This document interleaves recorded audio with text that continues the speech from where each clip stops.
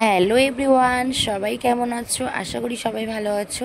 আর আমরাও কিন্তু বেশ ভালো আছি। আজকে সকালটা আমাদের অনেকটাই তাড়াতাড়ি হয়েছে।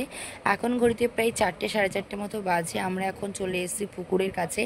আজ হচ্ছে দাদার গায়ে হলুদ, আর মা এখন গঙ্গা দেবীর পুজো করছে, তারপর হবে গায়ে হলুদ।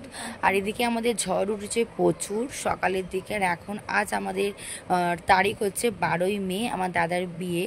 আর মা এদিকে দেখো কিছুতেই ধরাতেই পারছে না, এত হাড়ে কি বলবো, হাওয়া হচ্ছে, ঝড় উঠেছে। আমরা তো ভয় পেয়ে গেছি যে কি হবে যদি বৃষ্টি হয় আজকে। তা যাই হোক, ঠাকুরের আশীর্বাদে কিন্তু অনেকটা ঝড় একটু কমে গেছে। তারপর দেখো অনেকটা সকাল হয়ে গেছে, আর এখন দেখো ঘুম থেকে উঠে গেছি, দেখতেই পাচ্ছ। আর আমি কিন্তু শাড়ি পরিনি, শাড়িটা পরবো একটু বেলায়। আর এদিকে আমি তোমাদেরকে সব কিছু দেখিয়ে দিচ্ছি, ঘর, তারপরে যত কিছু বরণের জিনিসপত্র থাকে কি আর, সব কিছু দেখিয়ে দিচ্ছি। তারপরে দেখতে পাচ্ছ আজকের আমাদের পাত্র আমার দাদার আজকের গায়ে হলুদ। তাই এদিকে আমরা সবাই একে একে চলে এসেছি। এদিকে ক্যামেরাম্যান ক্যামেরা করছি, এদিকে আমরাও বড় ক্যামেরাম্যান সেই ক্যামেরাটা করছি আর কি। আর ভিডিওটা কিন্তু একটু ওলট পালটভাবেই ভিডিও করা হয়েছে, কারণ একা হাতের ভিডিও করে নিই তো, এর কাছে দিয়েছি ওর কাছে দিয়েছি, আমিও করেছি সেই কারণের জন্য।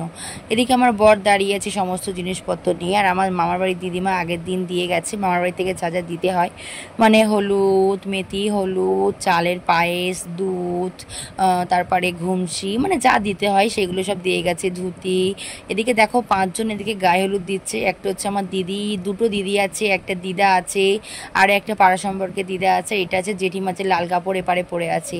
আমরা তো বোন, তাই আমাদের দিতে নেই, দিদিদের দিতে হবে সেই জন্য। কিন্তু আমার জেঠুর ছেলের বেলায় দাদার বেলায় তখন দিয়ে ফেলেছিলাম, তখন অতটা কেউ জানে না, কিন্তু দাদা বোনরা দাদাদের হলুদ গায়ে দেয় না, দিদিরা দিতে হয়। তারপরে দেখো এদিকে দাদার হচ্ছে স্নান করানো হচ্ছে।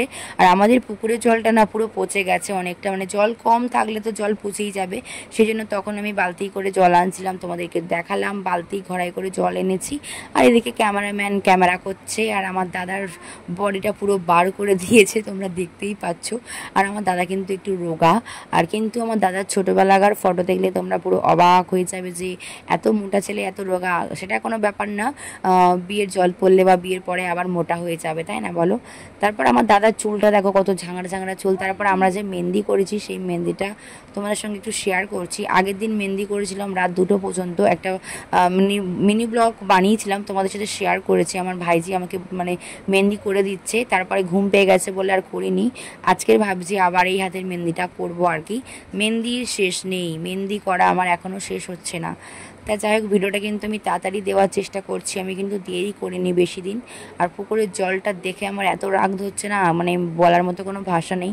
কারণ এই পুকুরের জল এত পরিষ্কার হয়, ছোটোবেলা থেকে দেখে এসেছি, জল থই থই করে, দেখলেই স্নান করতে ইচ্ছা করে এমনটাই। আমরা কি জলে সাঁতার কাটতাম, কিন্তু সেই পুকুরের জল আজ দেখো কী অবস্থা হয়েছে। আবার বৃষ্টি পড়লে, বৃষ্টির জল হলে আবার জল ঠিক হয়ে যাবে, পচা গন্ধ বেরোচ্ছে আর কি। তারপর আমার দিদি দেখো ঘর ডোবাতে এসছে, আর আমার দিদি শুধু বলছে যে এই পচা জলটা আমি কী করে ডুববো, কিন্তু আমরা বলছিলাম যে তোকে ডুবতেই হবে। তাই দিদিকে দেখো আমরা এখন ডোবাচ্ছি, ঘর ডোবাচ্ছি আর তলায় অনেকটা করে কাদা, কত সিঁড়ি দেখো, জল তো কম আছে সেই জন্য জলটা একটু পচে পচে গেছে, খুব পচে যায়নি, হালকা হালকা পচে গেছে। কিন্তু আমার মা এই জলে রোজ ডুব মারে, আমার মার ফেভারিট জল হচ্ছে। তা যাই হোক, সবারই ফেভারিট জল, নিজেদের পুকুর এটাই হয় আর কি। তারপর দিদি এদিকে ঘর ডুবাচ্ছে, দিদি বলছে কী পচা গন্ধ, কী পচা গন্ধ, তোমরা দেখেই বুঝতে পারছো। তারপরে আমরা যেই জলটা এনেছি সেই জলে দাদাকেও স্নান করানো হয়েছে, কলের জল। আর বৌদি বলছে, সরি, দিদিকেও স্নান করানো হচ্ছে এখন, কারণ এই পচা জলে তো গায়ে থেকে গন্ধ বেরোচ্ছে। তারপর ওরা বাথরুমে গিয়ে আবার স্নান করেছিল, দাদা করেনি, দিদি করেছিল আর কি।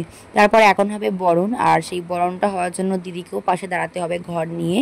এদিকে জেঠিমা, আর এই জেঠিমাটা কিন্তু খুব সুন্দর ঘট, খুব সুন্দর বরণ করে আর কি।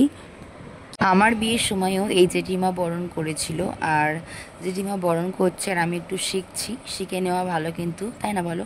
তারপর এদিকে একটু আমার জামাইবাবুর সঙ্গে একটু মজা করছিলাম, কিছু একটা বলছিল, তাই আমি ওরকমভাবে একটু অ্যাক্টিংটা করলাম আর কি। তারপর দেখো এদিকে আমাদের অনেক দর্শক জমে গেছে, আরও ভর্তি ছিল, সবাই চলে গেছে একে একে, আর অনেকেই আছে, দেখতেই পাচ্ছ তোমরা। আমার দাদা দেখো কেমন সাদা ধুতিটা পরে আছে, আর লাল গামছাটা মাথায় দিয়ে, কেমন লাগছে বলো তোমরা?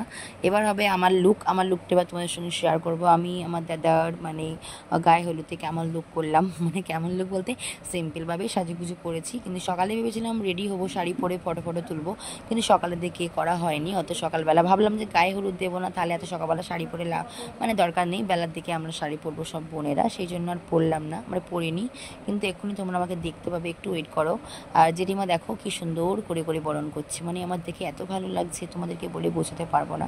আমি একটু শিখে শিখে নিচ্ছি, যদি পরে আমার কোনো দিন দরকার পড়ে, মানে শিখে রাখা ভালো, তাই না বলো। এদিকে দেখো কলা আরও কত কিছু আছে, সব কিছু দিয়ে সেগুলো দিয়ে আবার বরণ করছে, কত কি নিয়ম, তাই না। আর ক্যামেরাম্যান জলদি ফোকাস করছে, পাশ থেকে দেখতে পাচ্ছ। আর আমাকেও ক্যামেরা করতে বলছে যে আমাকে দেখাও, আমাকে দেখাও। আমি কুর্তি পরে আছি, শাড়ি পরিনি, তা কী হয়েছে, কিন্তু আমি ভিডিওতে থাকবো বলো, আমার দাদার বিয়ে বলে কথা, আমার একটাই দাদা, তাই না বলো।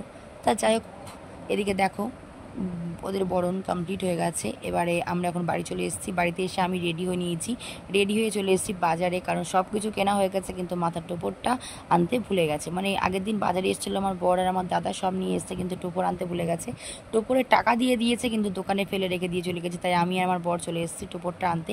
টোপরটা নিয়ে চলে এসেছে এখন বাড়িতে এসে আমার লুকটা তোমার সঙ্গে একটু শেয়ার করছি। আমি দেখো পরেছি একটা হলুদ কালারের শাড়ি, তার সাথে লাল কালারের একটা ব্লাউজ, কেমন লাগছে কমেন্ট করে জানিও। আর হালকা করে একটা চোকার পরেছি, হালকা করে একটু লিপস্টিক দিয়েছি, মুখে কিচ্ছু মাখিনি।